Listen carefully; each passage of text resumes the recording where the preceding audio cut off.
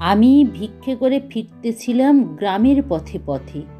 তুমি তখন চলেছিলে তোমার স্বর্ণরথে। অপূর্ব এক স্বপ্ন সম লাগতেছিল চক্ষে মম। কি বিচিত্র শোভা তোমার, কি বিচিত্র সাজ।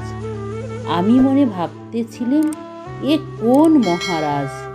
আজই শুভক্ষণে রাত পোহালো, ভেবেছিলেম তবে আজই আমারে দ্বারে দ্বারে ফিরতে নাহি হবে।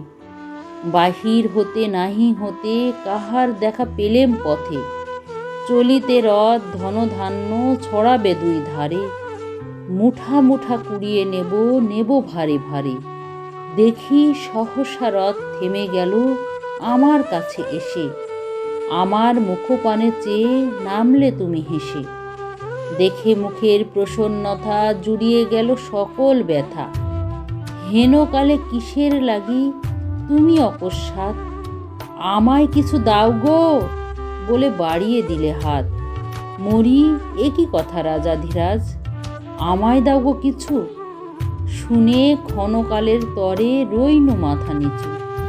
তোমার কিবা অভাব আছে ভিখারি ভিক্ষুকের কাছে। এ কেবল কৌতুকের বশে আমায় প্রবঞ্চনা।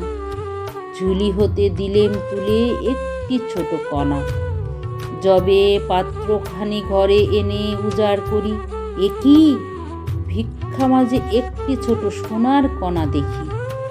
দিলেম যা রাজভিখারিরে স্বর্ণ হয়ে এলো ফিরে।